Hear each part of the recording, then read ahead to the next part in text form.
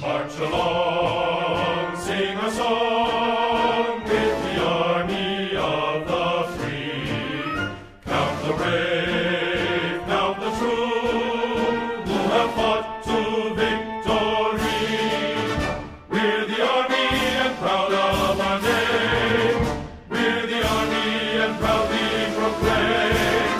First to fight for the right and to build the nation's might, and the army goes rolling along. Proud of all we have done, fighting till the battle's won, and the army goes rolling along. And it's high, high day, the army's on its way. Count off the cages loud and strong. For wherever we go, you will always know that the army goes rolling along.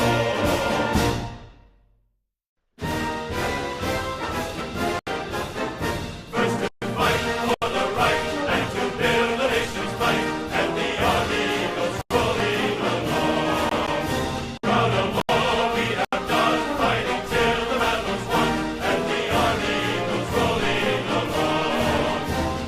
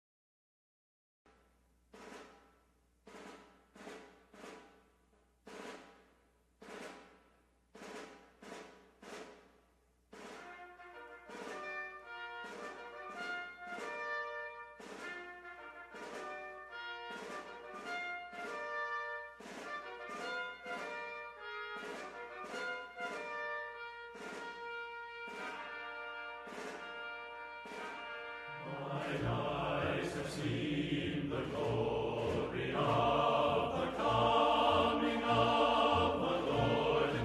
He is trampling out the vintage where the grapes of wrath are stored. He hath loosed the fateful lightning of his terrible swift sword. His truth is marching on.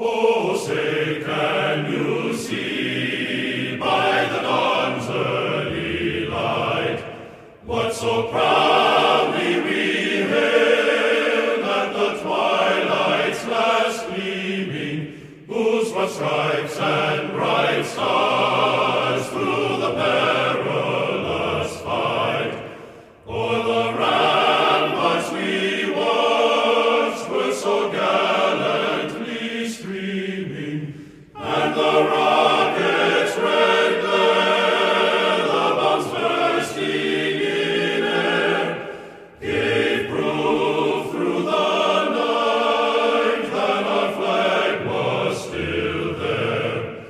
Oh, say, does that star-spangled banner yet wave o'er the land of the free and the home of the brave?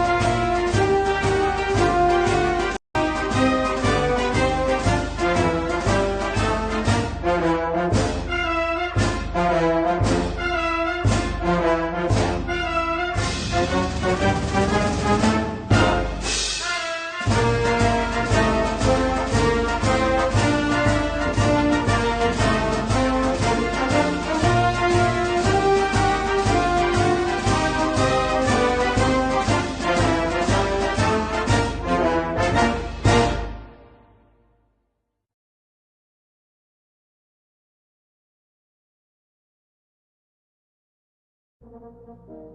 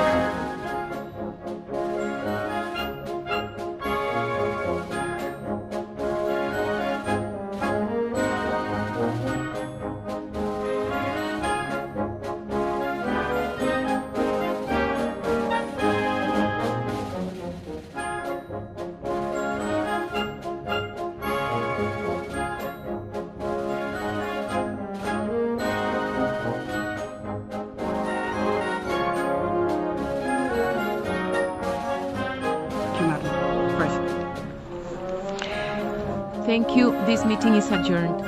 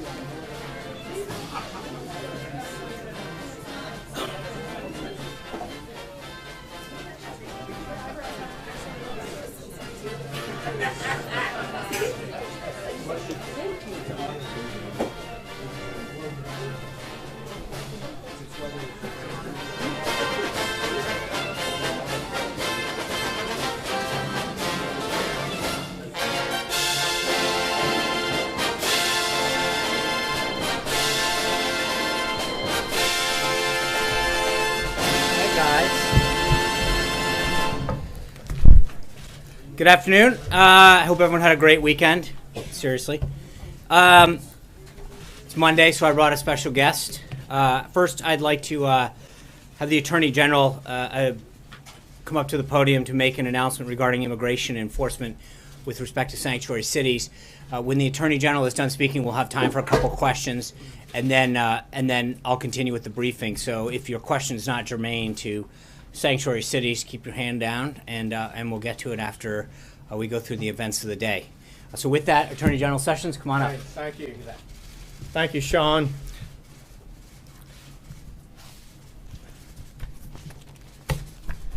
The Department of Justice has a duty to enforce our nation's laws, including our immigration laws. Those laws require us to promptly remove aliens when they are convicted or detained of certain crimes. The vast majority of American people support this common sense requirement. According to one recent poll, 80% of Americans believe that cities that arrest illegal immigrants for crimes should be required to turn them over to immigration authorities. Unfortunately, some states and cities have adopted policies designed to frustrate this enforcement of immigration laws. This includes refusing to detain known felons under federal detainer request or otherwise failing to comply with these laws. For example, the Department of Homeland Security recently issued a report showing that in a single week, there were more than 200 instances of jurisdictions refusing to honor ICE detainer requests with respect to individuals charged or convicted of a serious crime. The charges and convictions against these aliens include drug trafficking, hit and run, rape, sex offenses against a child, and even murder. Such policies cannot continue. They make our nation less safe by putting dangerous criminals back on the streets. We all remember the tragic case of Kate Steinle, the 32-year-old woman who was shot and killed 2 years ago in San Francisco as she walked along a pier with her father. The shooter, Francisco Sanchez, was an illegal immigrant who had already been deported 5 times and had 7 felony convictions. Just 11 weeks before the shooting, San Francisco had released Sanchez from its custody, even though Immigrations and Customs Enforcement officers had filed a detainer requesting that he be held in custody until immigration authorities could pick him up for removal. Even worse, Sanchez admitted the only reason he came to San Francisco was because it was a sanctuary city. A similar story unfolded just last week when Ever Valles, an illegal immigrant and a Mexican national, was charged with murder and robbery of a man at a light rail station. Valles was released from a Denver jail in late December, despite the fact that ICE had lodged a detainer for his removal. The American people are not happy with these results. They know that when cities and states refuse to help enforce immigration laws, our nation is less safe.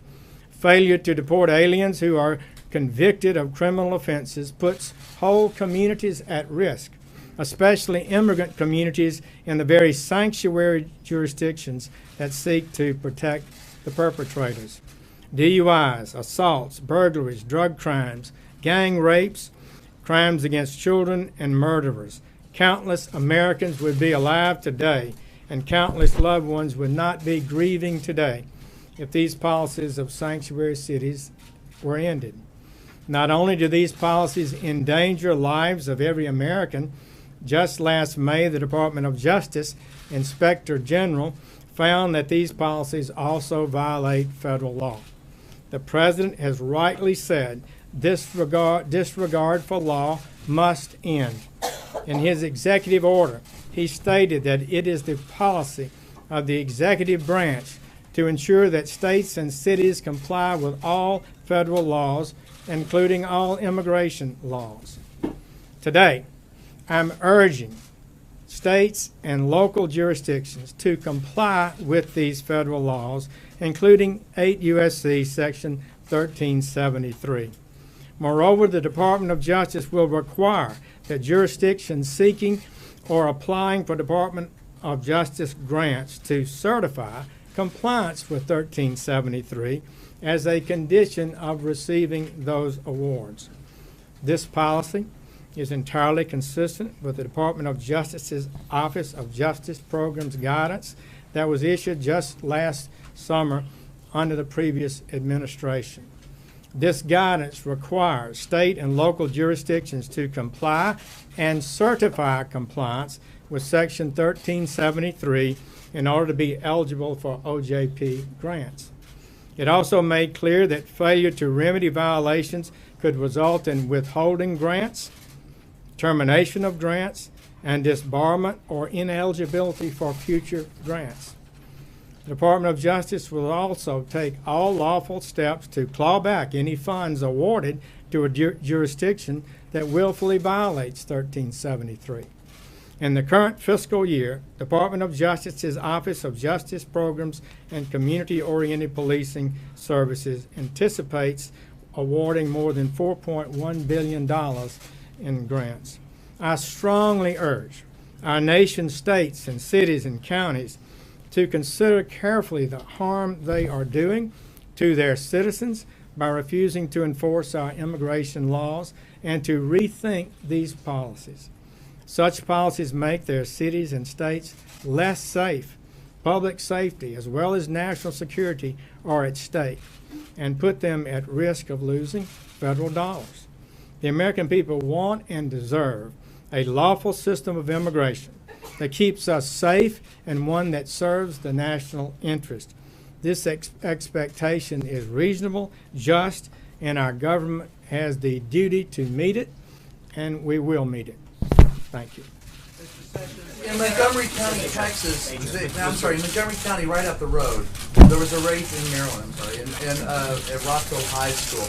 Has anyone from the Department of Justice had any conversation with anyone in Montgomery County or Rockville, as they describe themselves as sanctuary county and city, and there's also a boatload of federal government in Montgomery County? Well, you know, Maryland is talking about a state law to make the state a sanctuary state. The governor is opposed to that, I'm glad to hear. That would be such a mistake. I would plead with the people of Maryland to understand that this makes the state of Maryland more at risk for violence and crime, that it's not good policy. And as a former prosecutor for many years in state and federal law on the jurisdictions, I just know the historic relationship different federal agencies have with regard to honoring detainers. It's just a fundamental principle of law enforcement that if you have a person arrested and another jurisdiction has a charge, then they file a detainer, and when you finish with the prisoner, you turn them over to the next jurisdiction for their adjudication. That is what should be done here. Ryan, So, let me answer the question. Mr. Attorney General, Major.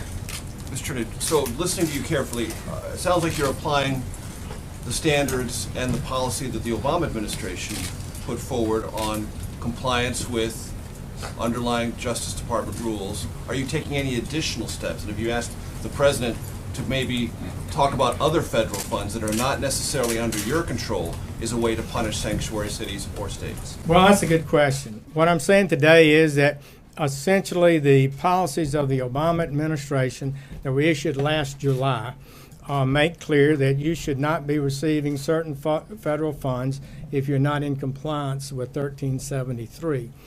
We believe that grants in the future could be issued that have additional requirements, as every grant that's being issued in America today usually has a requirement that if you qualify for this grant, you have to meet certain requirements.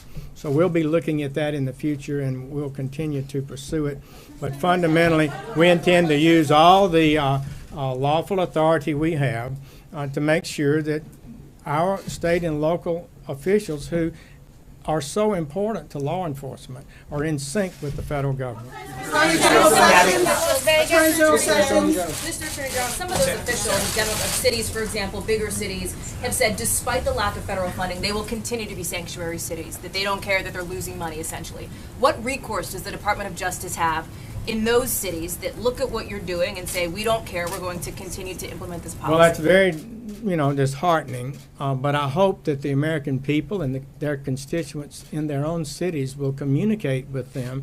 And as we continue a dialogue and a discussion, and as we continue to ensure that monies that go for law enforcement only go to cities who are participating in an effective collegial cooperative way with the federal government, that would also send a message. We have simply got to end this policy. Thank you all. What about the Eric Garner case and the white supremacist that killed the black man in New York? Is that a hate crime, sir? Okay, you guys ready to continue? Good. Before I get into the day schedule, I wanted to read, I know there's been some interest in the State Department's statement regarding the arrests of hundreds of protesters, peaceful protesters that occurred in Russia. The statement that the State Department put out says, quote, "The United States strongly condemns the detention of hundreds of peaceful protesters throughout Russia on Sunday. The detention of peaceful protesters, human rights observers, and journalists is an affront to essential democratic values. We are troubled to hear of the arrest of the opposition leader upon arrival at the demonstration, as well as the police raids on the anti-corruption organization he heads. The United States will monitor the situation, and we call on the government of Russia to immediately release all peaceful protesters. The Russian people, like people everywhere, deserve a government that supports an open marketplace of ideas, transparent and accountable governance, equal treatment under the law, and the ability to exercise their rights without fear of retribution." Now, with respect to events for the day, this morning, after receiving his daily intelligence briefing, the president participated in a roundtable with women small business owners. The president is hosting a group of women's business owners as part of the White House's full calendar of Women's History Month events. At the roundtable this morning, Vice President Pence, SBA Administrator McMahon joined with other senior administration officials to hear from these amazing female entrepreneurs and small business leaders about their firsthand experiences, successes, and challenges. As the president said, quote, "Empowering and promoting women in business is an absolute priority in the Trump administration because I know how crucial women are as job creators, role models, and leaders all throughout our communities. The women in attendance this morning have incredible stories, including many who have started businesses from scratch with very limited resources and through hard work and determination turned their dreams into reality. Between them, they provide hundreds of jobs to Americans across the country. The president is dedicated to continuing to remove the unique barriers that women face in our economy, including access to capital, markets, and networks. This administration will continue to advocate for policies that support working family, including a national initiative to promote women business leaders and entrepreneurs that his daughter Ivanka is helping to lead. In honor of Women's History Month, the White House has been hosting events all throughout March. Just to name a few, the Centers for Medicaid and Medicare Systems Administrator Verma held a roundtable with women in healthcare, which the president attended. The First Lady held a women's empowerment lunch on International Women's Day. Earlier this month, Second Lady Karen Pence joined women from all 5 military branches for lunch at Fort Meade, and last week hosted military women at the Vice President's residence to thank them for their service. Under President Trump, the American economy is a place for everyone, regardless of their gender, to thrive. Following the roundtable, the President had lunch with the Vice President and Secretary of State Tillerson, and at 3 o'clock, the President will sign House Joint Resolutions 37, 44, 57, and 58. All of which use the powers of the Congressional Review Act to roll back job-killing rules. Before this administration, only one time in the nation's history had a president ever signed a bill that used the Congressional Review Act to cancel a federal regulation. In just his first 66 days as president, he will have signed 6 resolutions to eliminate unnecessary and burdensome rules. House Joint Resolution 37 rolls back the so-called blacklisting rule, which manufacturers identified during their meeting with the president as one of the most significant threats to growing American businesses and to hiring more American workers. The rule simply made it too easy for trial lawyers to go after American companies and American workers who contract with the federal government. The president saw that workers, taxpayers, and businesses were the ones who truly suffered under this rule, and he's glad to be signing legislation to eliminate it. House Joint Resolution 45, 57, and 58 cancel federal power grabs that took decision-making away from the states and local governments who know the unique challenges of their own populations. The president firmly believes that Washington is not always the solution to these problems, and that these bills return the power to the people by putting more decision-making in the hands of states. House Joint Resolution 44 removes a Bureau of Land Management rule known as Planning 2.0. that would have centralized federal and land management in Washington, diluting the concerns of local citizens who have a right that is protected by law to be involved in this decision-making process. H.J. Res 57 and 58 eliminate the Department of Education regulations, which limits states' flexibility in how they assess the performance of schools and teacher preparation and programs. Removing these additional layers of bureaucracy will make it easier for parents, teachers, and communities and state leaders to address the needs of their students. The President will continue to work with Congress and the rest of the federal government until every unnecessary regulation that stands in the way of success for American business and American people is taken off the books. Additionally, the President spoke with German Chancellor Merkel and Indian Prime Minister Modi earlier today to congratulate them on their party's success in recent elections. We'll have readouts on those calls a little later for you both. The President also will announce the establishment of the Office of American Innovation. The Office of American Innovation will apply the President's ahead-of-schedule and under-budget mentality to a wide number of government operations and service, enhancing the quality of life for all Americans. The office will have a particular focus on technology and data, hearing back from leaders in the industry. As some of its first priorities, the office will focus on modernizing the technology of every federal department, identifying transformational infrastructure projects, and reimagining the VA system so they can better serve our nation's heroes. The effort will be led by Assistant to the President and Senior Advisor Jared Kushner. Tomorrow, the President will sign an executive order to strengthen the nation's energy security by reducing unnecessary regulatory obstacles that restrict the responsible use of domestic energy resources. This order will help keep energy and electricity affordable, reliable, and clean in order to boost economic growth and job creation. And finally, before I came out today, Senate Democrats continued their obstruction to the President's nomination of Judge Neil Gorsuch to the Supreme Court, with the Judiciary Committee seeking a one-week postponement on its decision. Over the weekend, Senate Minority Leader Chuck Schumer defended his decision to mount a filibuster against the President's unquestionably qualified nominee.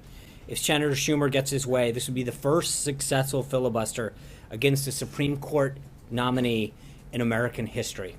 He argued, quote, quite misleadingly, that the Senate has, quote, required a 60-vote threshold of, quote, every Supreme Court nominee. That's simply not true. And as I've said before, only 3 support justices have faced a filibuster in the last half of the century. Senator Schumer cited 4 justices confirmed under President Bush and Obama, but in fact, among those 4, only 1 faced an attempted filibuster. That was Justice Samuel Alito. And it was President Obama who then, as a senator, voted to filibuster Justice Alito and later publicly expressed his regret for that. The fact is, an attempted filibuster of a Supreme Court nominee is rare, and to do so in this context with such an eminently qualified and brilliant judge is nothing short of obstructionism. That's why Senator Pat Leahy, the former Democratic chairman of the Senate Judiciary, said he is, quote, not inclined to filibuster, end quote, even if he ultimately may not vote to confirm the judge. The fact that the former chairman of the Judiciary Committee won't stand by the minority leader exposes the leader's efforts as nothing but obstructionism that undermines decades of Senate tradition. Through 4 days of extensive hearings, Judge Gorsuch demonstrated his judicial philosophy, his sterling academic credentials, and a brilliant legal mind. He deserves a fair up or down vote. And with that, I'd be glad to take a few of your questions. Jonathan. Is the President serious about working with Democrats going forward after what happened with healthcare? Absolutely. In fact, starting Friday afternoon through late yesterday, he's received a number of calls, as well as other members of the senior staff that had been working on healthcare, from members of both sides, saying that they would like to work together, offer up ideas, and had suggestions about how to come to resolution on this and get to a House vote on this. But wouldn't this require a... I'm sorry, this isn't a free-for-all. Jonathan's asking a question. But wouldn't this require a serious course correction for the White House? I mean, the President's branded Chuck Schumer a clown, worked entirely with Republicans on this bill. Wouldn't this require a serious change of course for the President? To some degree, sure. And I think the President talked about that. I think we learned a lot through this process. I think we're obviously looking at ways that we can improve not only how we handle healthcare, but other things, how we do everything. And I've mentioned it to some of you in the course of things. I think, one of the traits of a successful organization is to always examine how you do things. But I think that there's been a lot of outreach from members of both sides with ideas, and the president's willing to listen to these individuals. And if they can come to resolution on a way forward, obviously we're willing to listen and to move forward. But there are a lot of folks that came forward with these ideas. And with all due respect to the beginning of your question, I don't think it's a one-way street in some of the comments that have been made. I think some of the Democrats who now say they weren't involved early on in the process said that they wanted nothing to do with this process. There was no way that they would engage in any discussion to repeal. So I think it's a two-way street, and I think that we have been willing to listen to folks and their ideas. And the president's advice is that if we can come up with resolution on a way to move forward, we'll certainly entertain that. And where's the buck stop for this failure? Well, it's not, but just to be clear, look, we're at the beginning of a process. I don't think we've seen the end of health care. As most people have noted, I think the Obama administration, from beginning to end, it ultimately took about 17 months, went through a series of fits and starts, and it wasn't until Scott Brown was elected, denying them the 60th vote in the Senate, that they finally jammed something through. And frankly, a lot of the reason that the Secretary of Health and Human Services has some of the powers that they do is because they got it, they had to jam it through. But there were several failures when Obamacare went through during the process, and ultimately they tried to go through a single payer process, and they got rebuffed on that by some of their own members. Look, we're not saying it's the end of healthcare, but I think that we are looking to look for a way forward, and I think that a lot of the members, and again, on both sides of the aisle, have reached out not just to the president but to members of the team, willing to share some ideas, and both that will they think that would make the bill stronger. But ultimately, the goal is to get to 216 and potentially 218, depending on where we are with special elections. And so we're going to look to see where we can get those 218 votes. And there may be other opportunities to work with people across the aisle that get us to 218. But that's the name of the game, and we're going to continue to pursue that. Jim. Sean, the last Congress to pass significant tax reform took about 5 years, and that was 30 years ago in 1986, after the failure or the defeat of the American Health Care Act on an issue where there was broad GOP consensus. What makes the president think he can pass significant tax reform this year? Well, I think it's been 30 years. I think we have an economy that's evolved, especially in the technology area, that has made a lot of things change. And I think our tax code is outdated. And frankly, on the business side, we're uncompetitive. There's a reason that companies are leaving America to go to other places, because same reason sometimes companies move from state to state. Our corporate and regulatory system has become unattractive for a lot of companies that want to either manufacture here, grow here, or begin here, and or want to return jobs here. I think the president recognized that. Business leaders from around the country. It's not a partisan issue. I mean, you go out to the tech sector out in Silicon Valley in particular, there's a lot of these companies out there that admittedly weren't with the president during the election or continue not to be, and I think recognize that we are not as competitive as we can be when you consider the tax and regulatory climate of other countries around the world, and we need to be more competitive. Then I think you look at the individual side of the house, and I think especially when you talk to middle-income Americans, especially when in the context of health premiums going skyrocketing up, they recognize that they need some relief. And so we've got to do what we can to address that. John Christopher. Thank you.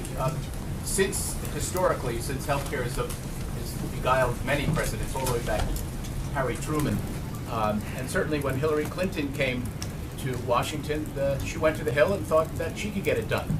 I'm sure there are many lessons you can learn from previous presidents and perhaps previous first ladies. Has the president thought of ever reaching out to Hillary and finding out, how she maneuvered and some of the best practices or some of the pitfalls that she's come into? Well, and I think that he's met with Dr. Zeke Emanuel and others. It's not been he has reached out to several people throughout this process to gauge both their policy ideas and strategy ideas. And I think, the president noted on Friday afternoon that we learned a lot on several fronts about strategically how to handle this, as well as some of the members that we thought we would have with us, and we're re-examining that on a variety of bases. Margaret. Thank you. We got some guidance from the White House earlier about Chairman Nunez's meeting on the White House grounds involving, I guess, the SCIF and the idea that questions about the meeting should be referred to the committee chairman.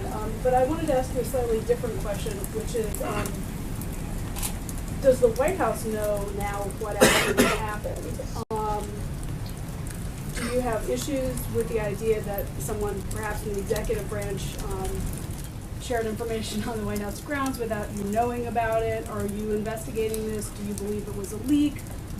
Or was it in fact someone on the White House staff or NSC staff or on loan to either who provided the information and therefore it's not a leak?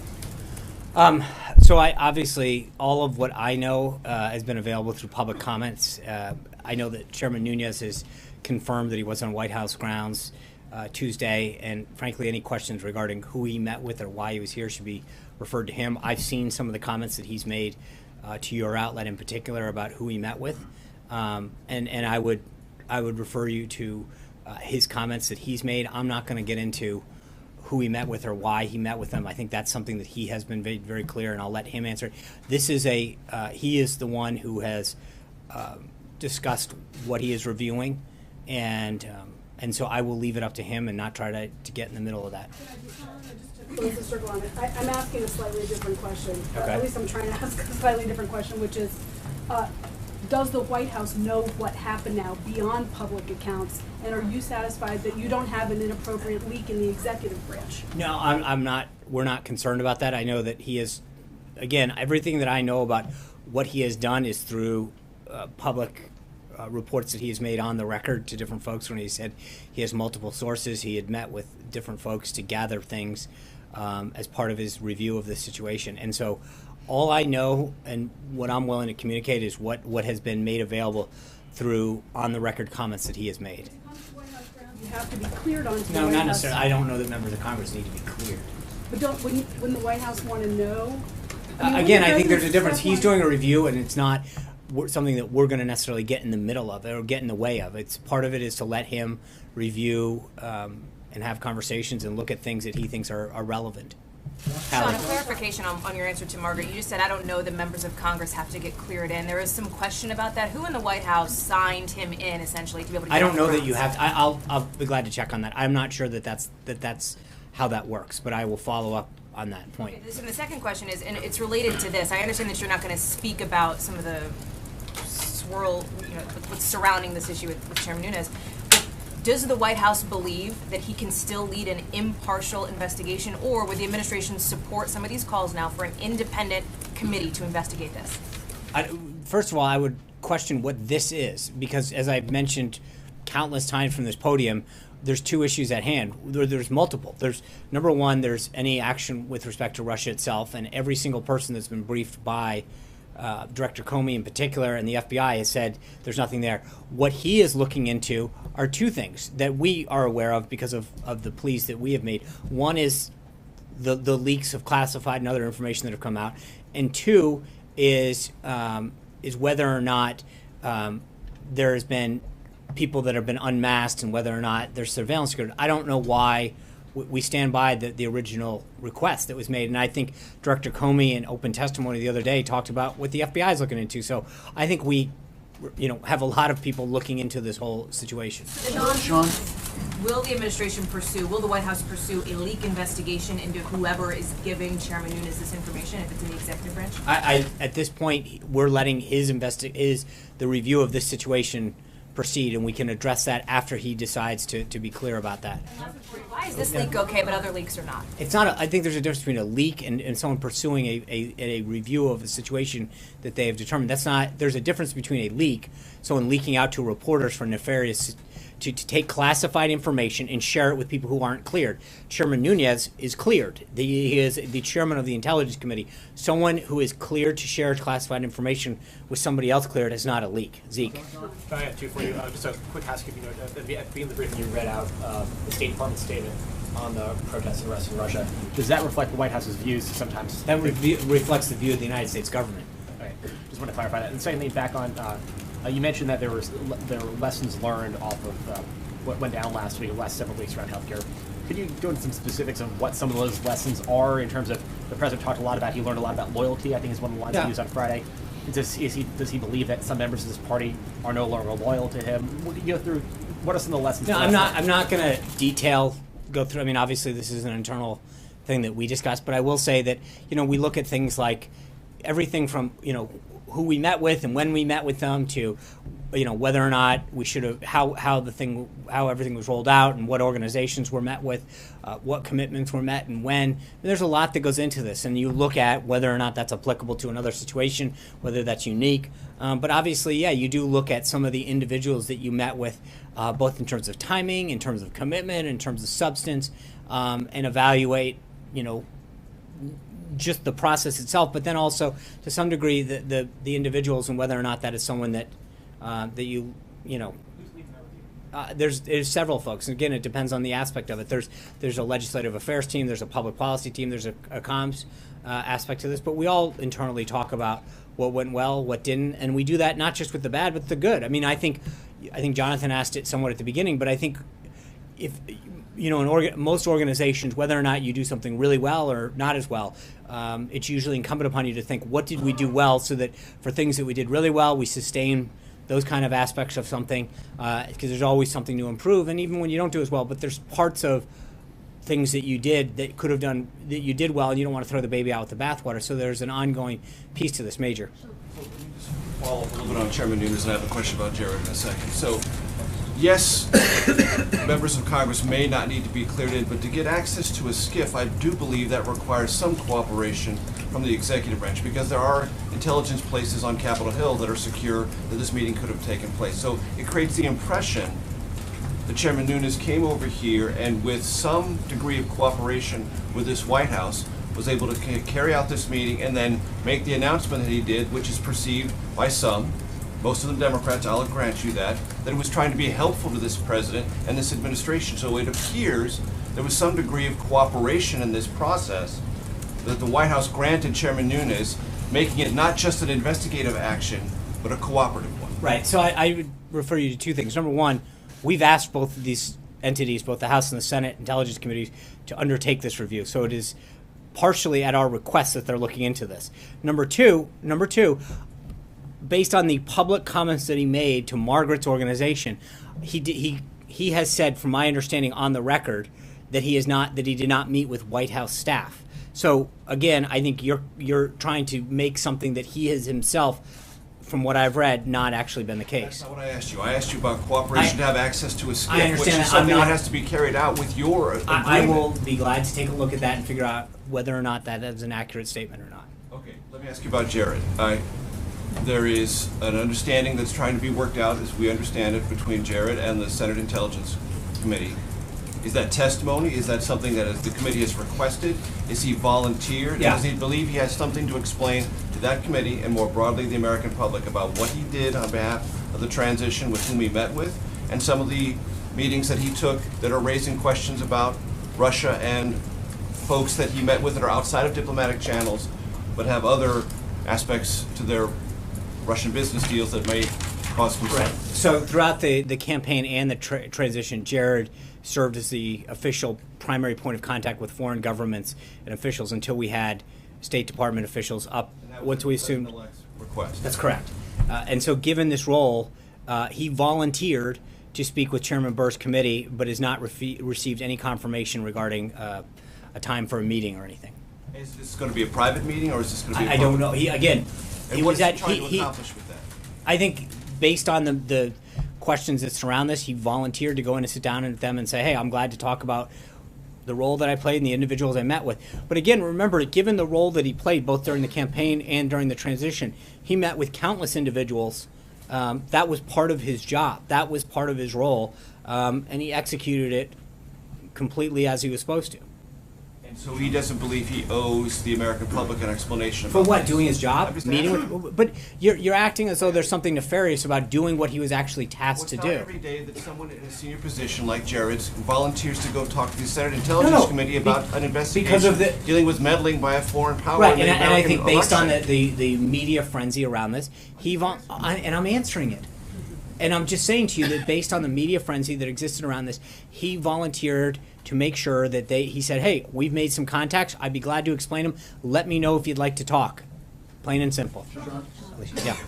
So just to be clear, just to kind of follow up on what everyone's been asking about Chairman Nunes. So the White House does the White House have knowledge of the information that Chairman Nunes received when he came to the White House the first time? And if that's the case, or if that's not the case, is your position that the White House is not going to look into where he got the information from, or who gave him the information until his investigation is complete? I think that I'm not aware of where he got it from. I know in his public statements he's talked about having multiple sources, and so I don't know how he derived a conclusion that he did. And I think that at this point the goal would be to wait until the review that he is undertaking is completed. Caitlin. Why would Nunes need to brief the president on documents he viewed on White House grounds? Because that's a big assumption that you're making, that's the only thing. He, as I said just a second ago, he had multiple sources on multiple topics. We don't know what he briefed him on in its totality, and so to jump to that conclusion is frankly irresponsible. One more question. Yeah. When will the White House resume releasing visitor logs? We're reviewing that now. Alexis. Just to follow up, I have two questions. One is on taxes, but last week you were advising the press corps that it didn't make sense for Nunes to come to the White House and brief the president on something that he had obtained from the White House, from the administration. So my question to you is, I know what you just said, but is it, can you say factually, absolutely flatly, that it is not possible that Chairman Nunes came to brief the president on something that he obtained from the White House or the administration? I can't say 100% that I know anything what he briefed him on. What I can tell you through his public comments is that he has said that he had multiple sources that he came to a conclusion on. So to the degree to which any of those sources weighed on the ultimate outcome of what he came to a decision on, I don't know, and that's something that frankly I don't even know that he discussed with the president. So it's possible, as far as you know right now. Anything. Possible. I mean, anything's possible. Okay. Here's my question on taxes. Yeah. The president has said that in the past that he thought maybe tax reform would flow over into 2018, calendar year 2018. And we know from the president's admiration of the 1986 tax reform that took more than 2 years. Can you answer two questions about tax reform? Does the president anticipate that it will take that long going into 2018 or beyond? And who is going to write the tax legislation? Who is going to devise the plan that the president wants to put his name on? Well, so on the first one, I know that Secretary Mnuchin has talked about August as a target date, and I think it depends. I mean, as you point out, these are big things. There's a lot of groups that are going to want a ton of input because of the very nature that it's been 30 years. But I think part of this is going to be dependent on whether, how the degree to which we can come to consensus on a lot of big issues. But I know that we have a goal, and it'll depend on a lot of these issues, both on the corporate side and on the individual side, how that process evolves. So to predict it, I know the Secretary would like to have it done. He'll play a huge role in this. Gary Cohn will play a big role in it. I think our Legislative Affairs team would play a role in it. There's a lot of folks on the team, Secretary Ross on the Commerce side.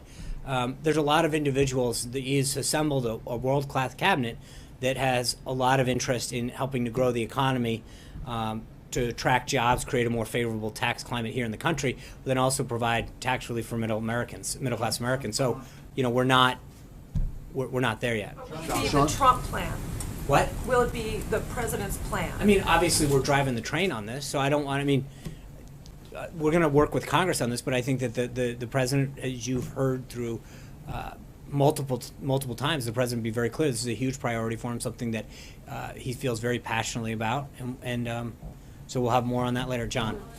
Sean, the documents that Chairman Nunes saw here at the White House complex were described by his office as being executive branch documents.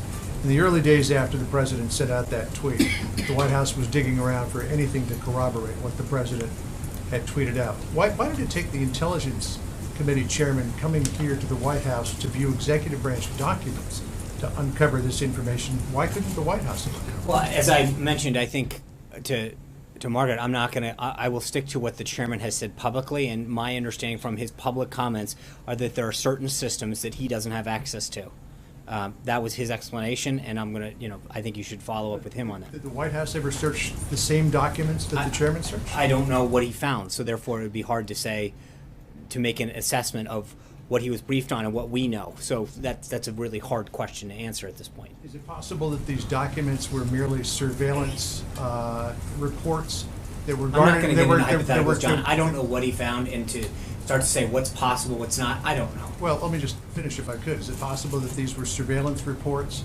from security clearances that were collected after people had filled out Standard Form 86? I don't know. I don't know I honestly don't know what he's got on his systems and what the intel community has on theirs that he wouldn't have access to. So I don't know what he would have had access to already. So, Eamon. Thanks, John. On tax cuts, it looks like you guys got a little bit of political cover from the House Freedom Caucus over the weekend to do this without paying for all of it. That is adding to the deficit. What's the right number from the White House's perspective to add to the deficit in order to do tax cuts? How high are you willing to go in terms of deficit addition? It's a really early question to be asking at this point. I think the question is, as we construct this both on the corporate side and then on the individual side, I think part of it is it's going to be an equation that isn't just driven by that, but more what's going to attract jobs, what's going to help us build, what's going to grow the economy. I think we're growing around, potentially growing around 2.6, and the president really would like to see that growth rate up in the high 3s, 4s, and 5s. And so there's a question about what part of tax reform, especially on the corporate side, will help us spur the economy and grow jobs. And I think that's an ongoing discussion. I think that's more of the driver of this, and then I think as it evolves, we'll have a score and we'll know more. Are you comfortable entirely adding to the deficit, or do you think some I piece of it think, needs to be offset? Right. Some other spending I somewhere don't. else? You're asking really early in the process to make that kind of analysis before we have a policy set forth or have any kind of notion of what a score would look like. That, Olivier. Thanks, John. There's been a steady escalation of the American role in the war against the Islamic State. We've seen Marines come ashore in Syria. There were changes to rules of engagement.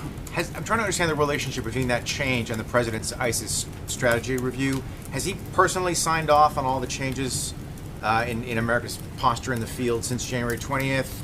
Is that something that's left up to the commanders in the field? I don't understand the relationship between the two. It depends on which, mission you're talking about specifically, or Marines just left in, I think, October. They obviously went ashore much more recently than that. So did he have to sign off on that? I think it depends on. He speaks with General Mattis, his national security team, very regularly. I'm not going to get into some of the details of what comes up in those settings, but I will say that, as I've noted in the past, I think philosophically the president has made it very clear that that he wants to give the commanders on the ground much more flexibility to execute their mission, especially when it comes to defeating ISIS. That's a very big change in philosophy, but I think it also depends on the magnitude of the mission, the number of ground troops in particular, and so this is an ongoing discussion that he has with Secretary Mattis, Chairman Dunford, and others. On the review, are you waiting? Is the president waiting until the review is complete before you announce sort of a new posture, new strategy? Yeah, or is it as conclusions come in, you're adapting day to day? I think some of it is an ongoing discussion that he's having with both Chairman Dunford of the Joint Chiefs and Secretary Mattis of the DoD, that at certain times when they meet, they'll update him on certain things and give him an update on where they're headed right now. As the review is ongoing, there are certain events that are part of, or will be part and parcel of the review in terms of where we're going, and so they'll update him on that and talk to him about the tweaks. Gabby. Thank you, Sean. President Trump has sent out 2 tweets now criticizing members of the House Freedom Caucus for preventing Planned Parenthood from being defunded by opposing the AHCA. Is that something that he would want to see tacked on as a rider to next month's funding bill? Well, I think that he's made very clear what his position is on Planned Parenthood, and obviously this was an opportunity to defund it, but I don't want to get ahead of our legislative strategy. We'll look at other opportunities, but this is definitely one that was a way to make that happen. Steve. On that legislative strategy and the idea of working with Democrats, there's a school of thought in this town that last week proved that the president is lacking in political capital. So I have 2 questions. One is, what's in it for Democrats to work with the president now? And 2, if fully pursued and to get things through the House, Democrats and Republicans work together, wouldn't that tend to undermine the job security of Speaker Ryan if the House Freedom Caucus is frozen out? Well, so two things. Number one, I think the message that sends to the American, as I mentioned, I think it was Jonathan at the beginning, it's a two-way street. We heard, you see whether it's Judge Gorsuch, which they're, throwing down decades of Senate tradition by saying we're just going to filibuster this guy. I don't think there's anyone in America that can honestly look at his qualifications and suggest that he's not qualified as a jurist on the Supreme Court. there's nothing that anyone has seen or laid a glove on him through these 4 days that suggests that he's not qualified to serve. And I think that and again with Obamacare, repealing and replacing it, several of the leading Democrats came out from the get-go and said we have no interest in doing that. So I think there's a point at which both parties can look back and figure out whether or not it's worth engaging. I think the president, as I mentioned, is eager to get to 218 on a lot of his initiatives, whether it's tax reform, infrastructure.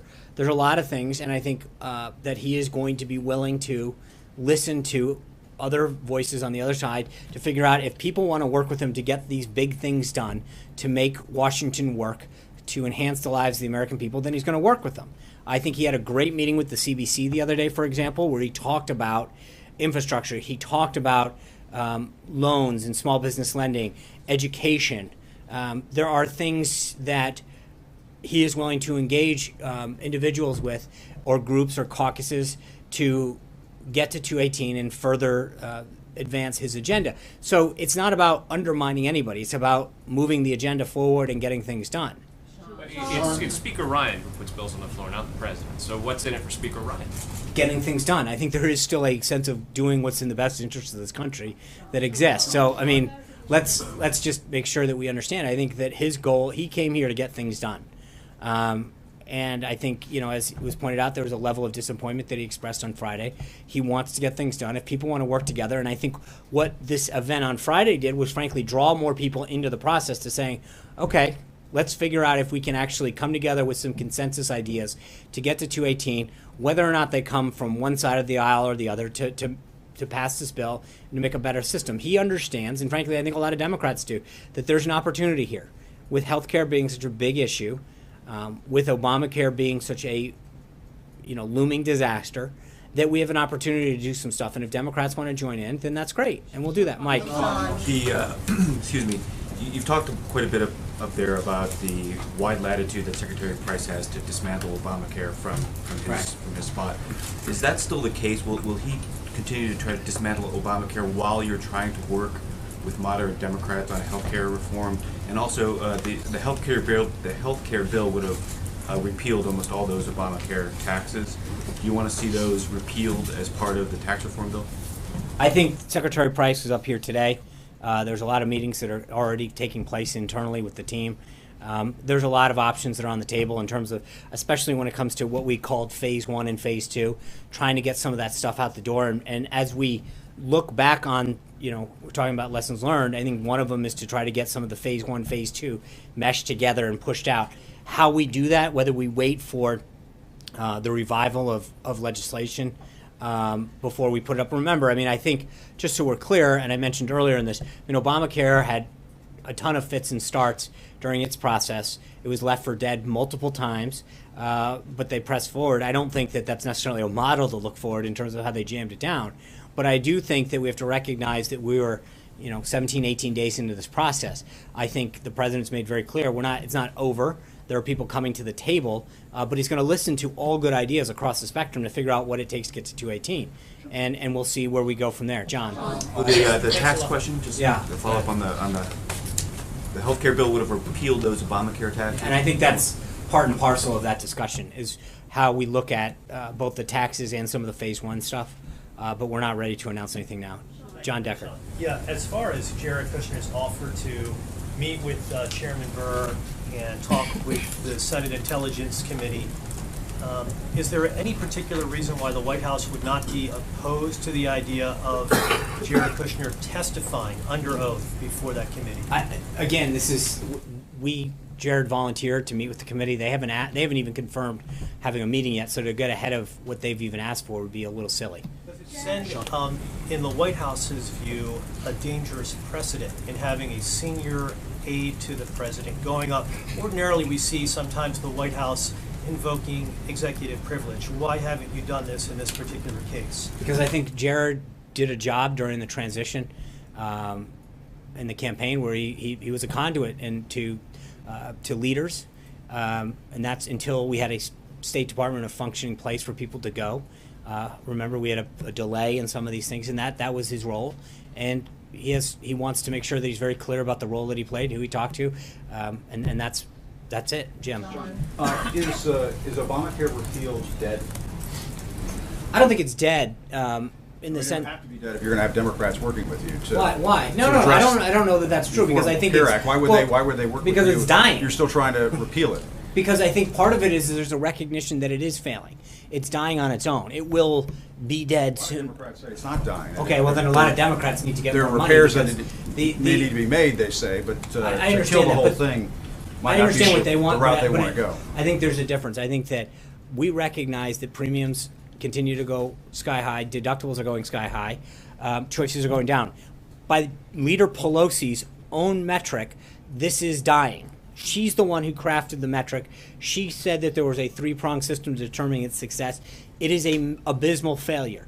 If they want to come back to the table and recognize how we can do it in a more responsible way to achieve the goals that Obamacare set out to do, but do so in a way that's going to do the opposite of what Obamacare actually did, which is to increase choice, drive down cost, we're willing to have that discussion. But right now, and I again, they remember, say repeal has to be put to the side. But Jim, one of the things that I mentioned, I just want to be clear on this, is we have to figure out how we get to 216, 218, depending on where the number is that given day. That doesn't mean we need the entire Democratic caucus. That means we need some responsible Democrats who want to sit down and have a discussion about how to do that. And I think that there may be enough of them that are willing to do that. But I understand where the Democratic leadership is. And that's one thing. I mean, they continue to stake out a very, very far left position. That's not where all their members are. And I think that we can, based on the calls that have come in over the last 50, 60 hours, I think that there might be some room to have a conversation with people who want to engage in a constructive conversation on how to move forward. And so let's see how that evolves. I don't know that we're ready to jump into this today, but I think as the calls come forward, the president's view is if you all want to get together and start coming to a way that we can come to resolution, we're willing to listen. But right now, we've got an agenda to continue to pursue. There might be a middle ground there, you think? I'm not going to jump ahead, but I will say that we believe that there is something that could still be done at some point. And I think the further along we go, where premiums continue to go up, more and more people will be drawn into this discussion because there's going to be a continued cry from people in terms of the impact that it's having on their pocketbook and on their ability to see people that a doctor of their choice or a plan that's just not seating them anymore. April. Real quick follow-up on Chairman Nunes. Do you reject that there's any kind of perception problem whatsoever in having the chairman over here the day before he comes out publicly and says, by the way, there's this information that's helpful to the president? I think the chairman's made very clear through his public comments what his goal was, and I think anyone who wants to, you can't ask someone to do a review of the situation and then sort of create inferences that because they're reviewing a situation that there's something that's not right about that. He is reviewing the situation.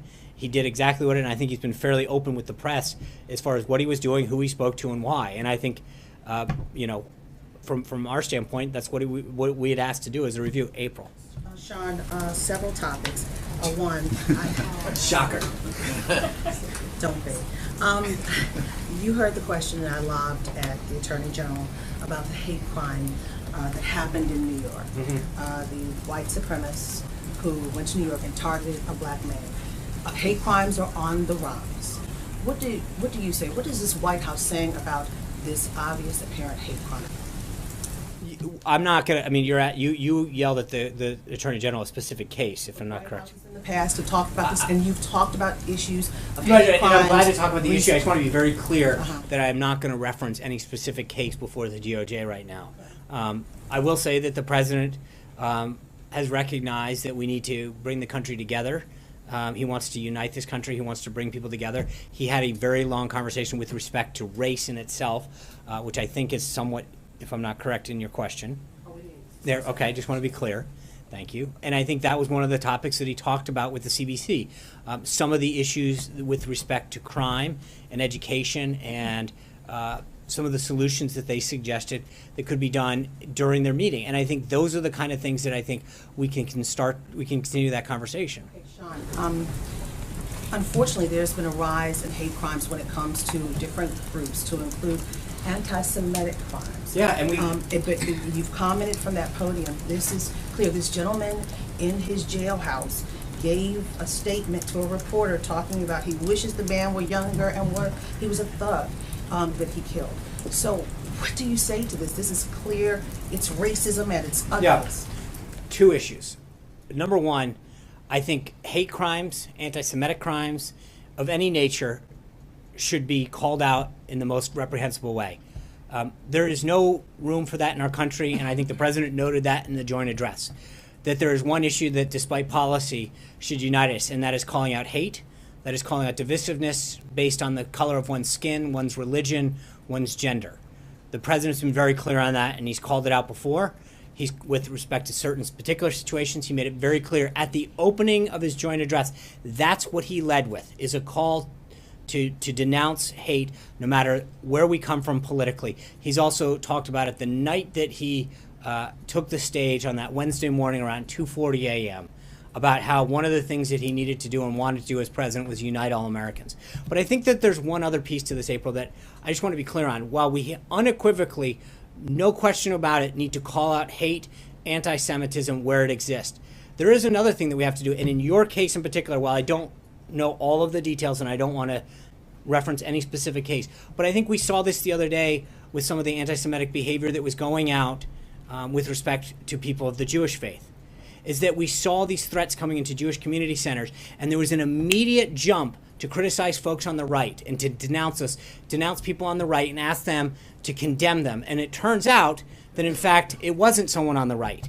And it was the president from the get-go had said, I bet you it's not someone, and he was right. And yet, oh no, I understand that. And that's I'm saying he's a white supremacist. I understand that, and I think in those cases, there's no question, black and white, we need to call out all instances of this. But that being said, while we're on the topic, I do think that there has been a rush to judgment in a lot of other cases when it comes to, in particular, some of the anti-Semitic discussion, where people have jumped to the conclusion about denouncing people on the right and asking for this. And in that particular case, we saw that the president was right and that this rush to judgment by a lot of folks on the left was wrong, and none of them have been held to account on that. And that is something that equally needs to be called out. When people are charging something of someone that is not true, there has been nothing to go back to those individuals.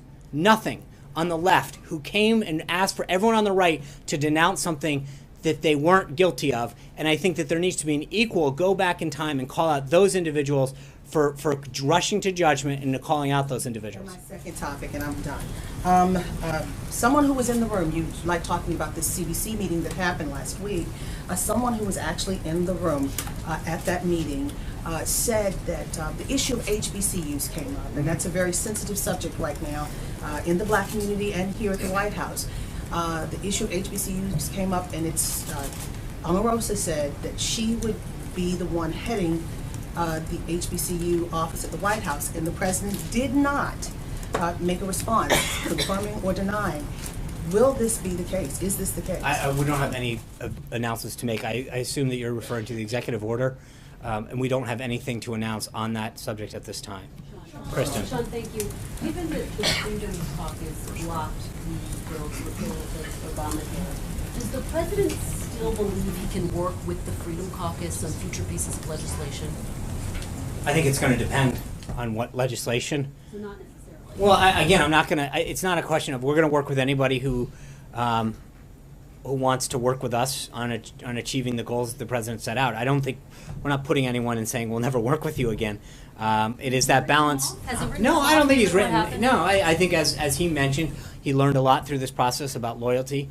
And it's not just a block, it's certain individuals. And again, I'm not going to get into naming names, but I think the president learned a lot through this process. And you know, one of the things that's interesting is when you look back, and I know there's been a lot to make of this, the president also recognizes that when there's not a deal to be made, when to walk away. That's one of the traits it's not just about making deals, it's knowing when to walk away from deals and knowing when there's a bad deal that's the only solution. I think the president understood that while you can get a deal at the time, that sometimes a bad deal is worse than getting a deal. And I think he smartly recognized that what was on the table was not going to be keeping with the vision that he had. And so he decided that this was not the time and that a deal was not at hand. Let me ask you about this tweet over the weekend. Does he regret tweeting to his followers that they should tune in to Judge Jeanine only to tune in and then have her call for House Speaker He's a Paul fan Ryan of the to show. step down? That's it, plain and simple. But does he owe Speaker Ryan an apology then? He and Speaker Ryan talked extensively over the weekend. I mean, I don't know if they talked today. I think they talked both Saturday and Sunday at length. But again, he's a fan of the show. He tweeted out support of it. That's it, plain and simple. I know what a lot of people say, Kristen. I just said it. So does he owe the House Speaker an apology? He doesn't. He's spoken for what? For supporting a show on Fox? No. And does Dave. he still have confidence they can work together, Sean? Dave. Two questions. One, on the president choosing Jared Kushner for this new Office of American Innovation to reform government across the government. Obviously, Jared Kushner has 60-some days of experience in Washington, never had a prior government job. Does the president view that somehow as an advantage in this case? In some cases, when you look at the individuals that he's bringing in, again, I think one of the things that Jared, and again, they may talk more about this later, but one of the things that Jared's looking at is some of the procurement, the technology aspects. And if you've ever really dealt with the government and recognized how outdated and unmodernized some of this is, it is not serving the American people. It is not serving the constituents that many departments have. And I think looking at how we procure different things and procure technology in particular is important. It's an important way. I mean, I think when you look at the VA in particular and recognize how it handles certain things, there are certain things it does really well. By the way, it buys prescription drugs really well. Buys them in bulk, gets the job done.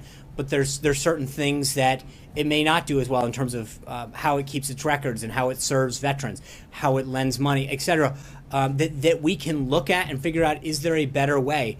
Government is not business, right? We recognize that there are certain things that business would never do in terms of what government has to do because we serve all of our people. But there are certain practices that we can put in place that can help us deliver a better product, a better service to the American people in some of these key areas. And I think that when you look at some of the business acumen that Jared and some of the other individuals who he is bringing into this process can really, I think it is a great service to this country. There are so many individuals that Jared has talked to that have done so well and been so blessed by our nation, that have wanted to give back in some way, shape, or form, and are using this opportunity to help our country and serve our country in ways that they believe they can use their expertise to do. And on healthcare, this review that you've talked about, what went right, what went wrong. I know you don't want to name names, but would it be fair to say at this point that the president has written off some people? I think I answered that question. It's not a question of written them off.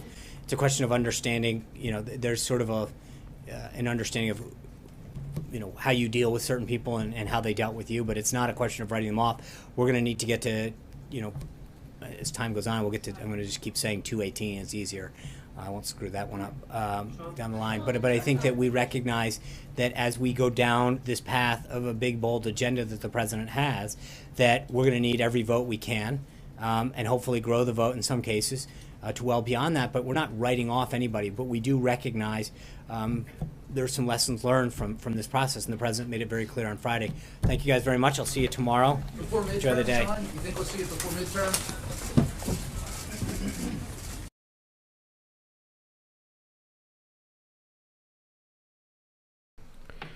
All right, folks, thank you very much for joining us and choosing us as your stream of choice. Later on today, we are going to have our very first of its kind, actually, news stream. So if you guys want to tune in, it will start at 5 p.m. Pacific, 8 p.m. Eastern. So we're going to do this every single Monday afternoon, 5 p.m. Pacific, 8 p.m. Eastern. And I'm going to go through a bunch of different articles that have been coming out regarding the news, the administration, everything that's going on as of right now. So if you want to join me, Again, it's today, every Monday at 5 p.m. Pacific, 8 p.m. Eastern. We can hang out on the chat. And then all of the videos that we do, I'm going to be uploading them to the channel. So if you want to join me later on today. And thank you very much for all your support and for all the shares and the thumbs up and all that stuff. And the moderators that came out today, thank you very much for trying to keep the chat clean and enjoyable for everyone. And I hope, like I said, if you guys join me for the stream later on today, 5 p.m. Pacific, 8 p.m. Eastern. Also, check out our website, goldenstatetimes.com. Check out the links in the description. If we have a lot of stuff coming soon, folks. A lot of new developments to the channel. We're trying to grow the channel, trying to make it better for you guys. I apologize earlier for a little bit of mishaps going on. I really don't know what happened with YouTube, but YouTube's been broken. But the good thing is that we got it up and we brought you guys what you guys wanted to see. So yeah, folks, thank you very much again for joining us. If you are new to our community, hit the subscribe button, hit the notification bell. You'll be able to get notifications for all uploads and news streams and news videos and other events coming up regarding the administration, politics, breaking news, all that stuff. We do all that stuff here. So, like I said, hope to see you guys later on today. If there's any new streams or anything that we can stream, we will be doing it here later on today. But if not, then I'll see you guys 5 p.m. Pacific, 8 p.m. Eastern here at Golden State Times. Thank you very much, folks. Peace.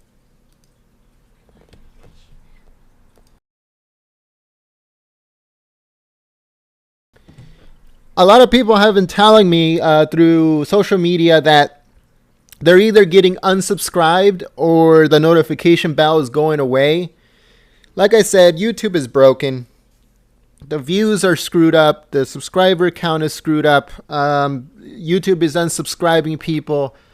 YouTube is not sending notifications. So please, if you've been with us for a while or if you just joined us last week or today, please check to make sure that you're subscribed. Also make sure that the notification bell is on. You know, like I said, it gives you guys a heads up if there's anything new going on with news, breaking news, streams or whatever. And yeah, so please check that out for us. And we don't want to lose you. You know, we appreciate you and we want you to be part of our community. So please check that out because YouTube is broken. And you know, there's not only us that are, you know, trying to make YouTube fix their stuff, but a lot of other content creators are also very angry with YouTube because it's broken. So check it out, and thank you very much, everyone.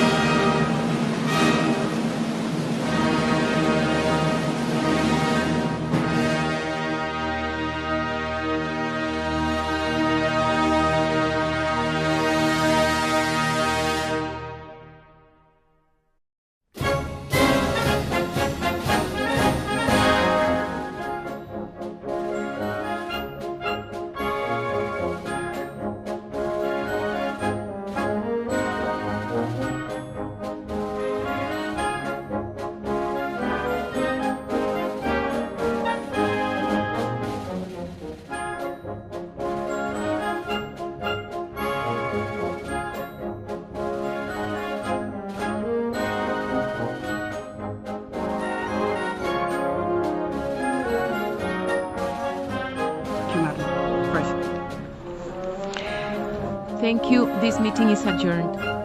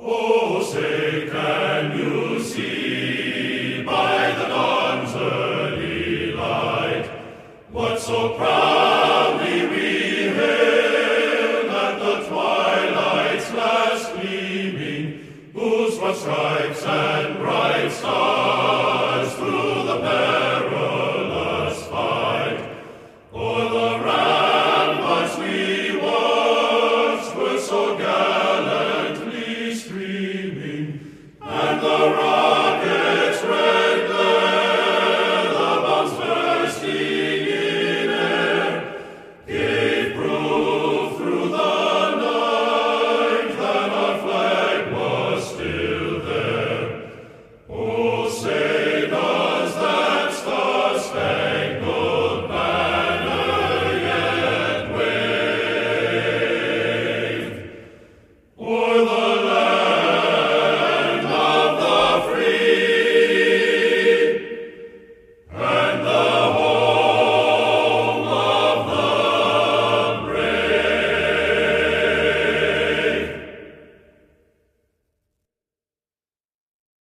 High, high, hey, the army's on its way.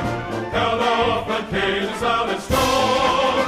For wherever we go, you will always know that the army goes rolling along.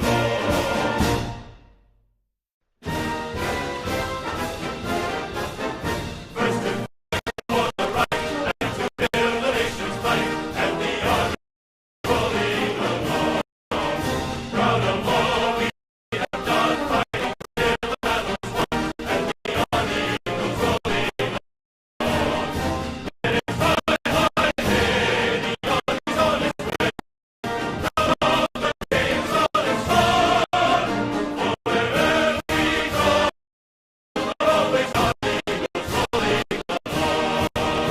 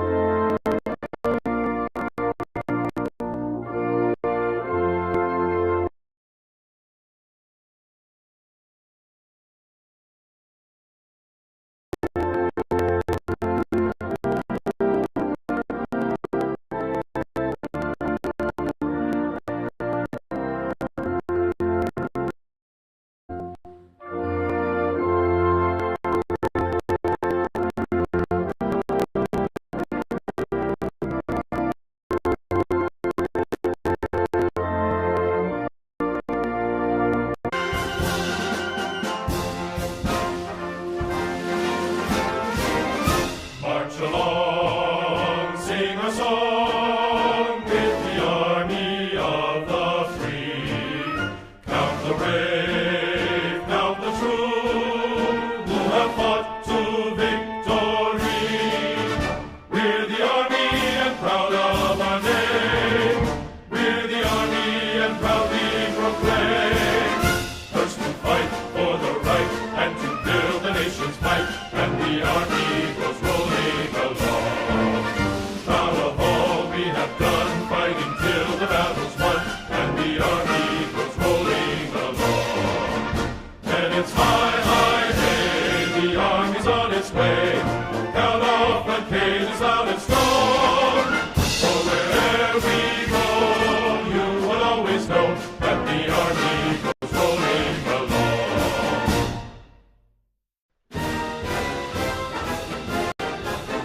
First to fight for the right and to build the nation's might, and the army goes rolling along.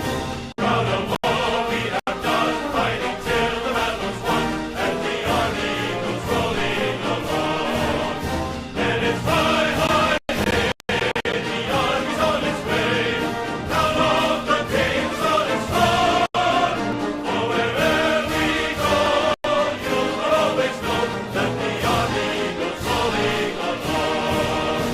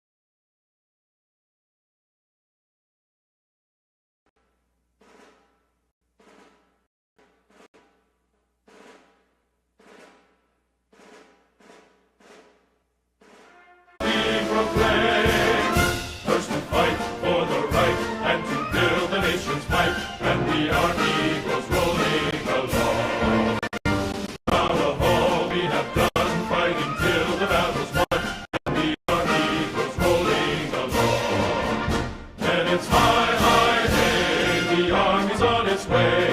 Now the front page is out and strong. For wherever we go, you will always know that the army goes rolling along.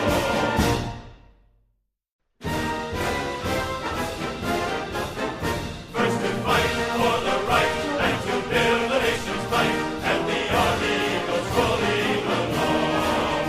Proud of all we have done, fighting till the battle's won, and the army goes rolling along. And it's high, high, hey, the army's on its way. Down off the games on its run. For wherever we go, you will always know that the army goes rolling along.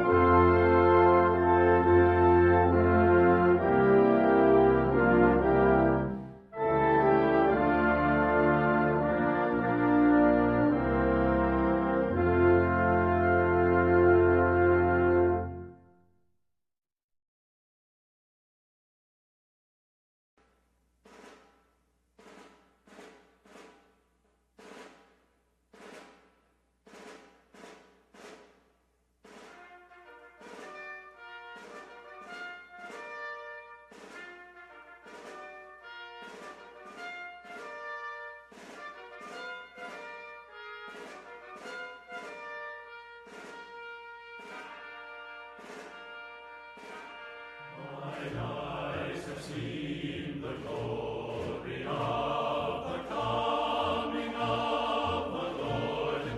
He is trampling out the vintage where the grapes of wrath are stored. He hath loosed